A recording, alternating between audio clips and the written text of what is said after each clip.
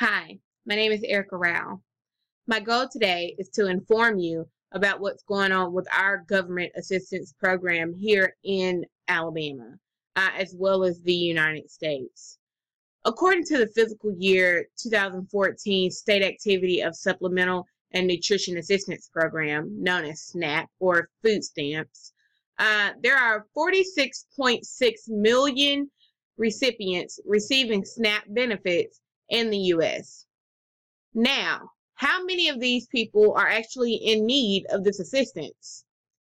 This wonderful system that is put in place by the government and paid by taxpayers are meant to provide assistance and support such as food stamps, living assistance, and healthcare assistance for those in need. Unfortunately, there are other people out in the U.S. today that take advantage and work the system in their favor. In this speech, I plan to convince government and state officials to enforce sterner guidelines, adjust maximum qualifying income, and decrease case-to-case worker ratio in order to keep people from abusing the assistance programs provided to the public. The first thing we want to do today is discuss how we can enforce sterner guidelines in the place for people abusing the system today. First, we have to require legal documentation instead of handwritten statements when it comes to people getting set up and getting qualified. Yeah, you may have to send in paycheck stubs for people who actually do work. But if you don't work, all you'll have to do is write up a letter and get somebody to sign it and say, hey, this is what's happening. Well, how credible is that for somebody to just write a letter and send it off? And that's accepted and that's okay, and people get away with that. So we need more, a better documentation, maybe some stuff, documented by a notary public to get it stamped before it's sent in. Just something to make things a little bit more difficult so people don't just ease on through the system. Another thing that we can use to make the guidelines a little bit sterner is to minimize the amount of years people receive assistance unless someone is facing a terminal illness or something that will keep them from holding a job, such as back injuries, something of that nature. With this in place, this keeps people from getting on the system and saying, hey, I don't ever have to work, I'll just stay on this forever. No, this is going to push people to move forward and try to better themselves and allow opportunities for other people who are going through a bit more troublesome time to be able to take advantage of this and basically getting those people to get off their behinds and work. The last thing that I think would be good to enforce sterner guidelines is drug tests. There are so many people today that may be on drugs and using their food stamps and selling them to people for cash money. And when they get this cash money, they go and they buy drugs with it, or they buy cigarettes, or they buy alcohol. We need to do drug tests. There are no drug tests being done as of now for people who are receiving food stamps or any other government assistance programs. And this is something that we really should take advantage of and look into, because it's just not right. So the next thing is adjusting maximum qualifying incomes to accommodate people in need of assistance. People with a certain amount of kids should have a higher qualifying threshold than what is actually in place now. This affects the kids more than it does the adults. Actually, I would like to express my personal experience with this particular incident where I took in 4 of my daughters, and they're my stepdaughters now, and they didn't have anywhere to go.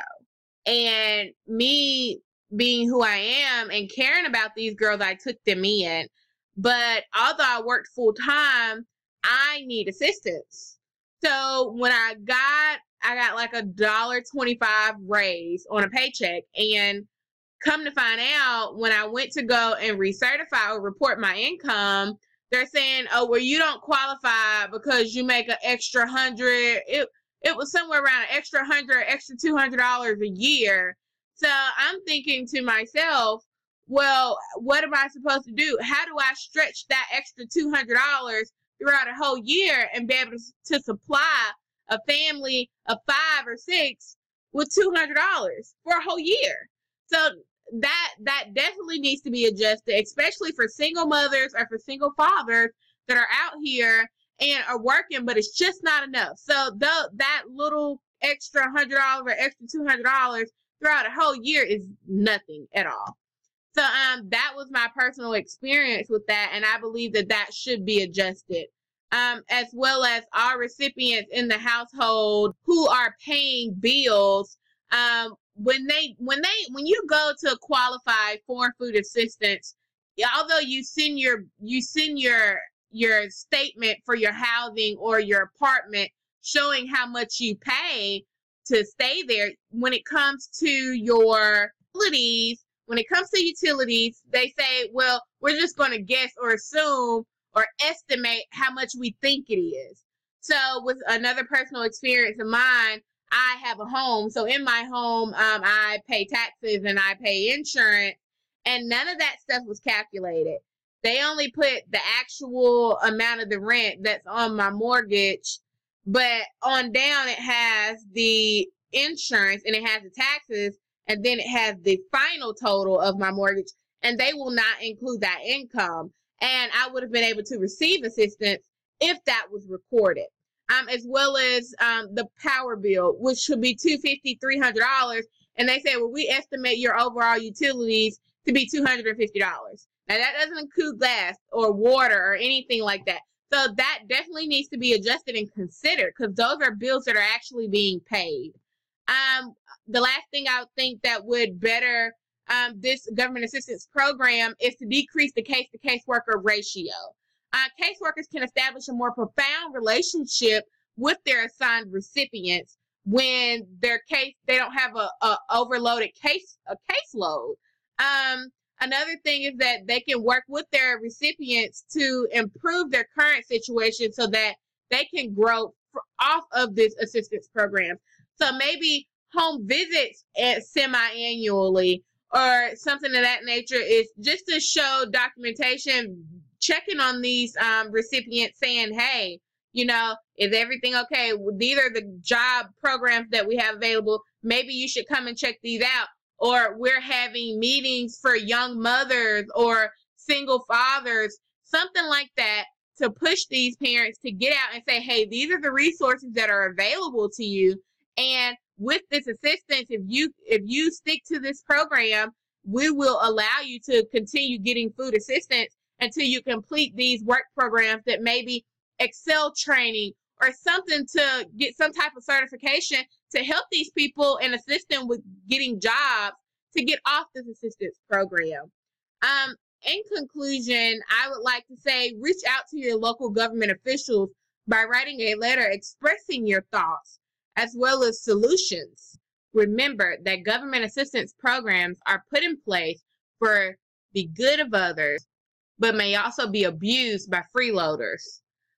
And there are many people out there with no intentions to get off their bottoms and to find a job or to keep a job or to better themselves in order to make more income.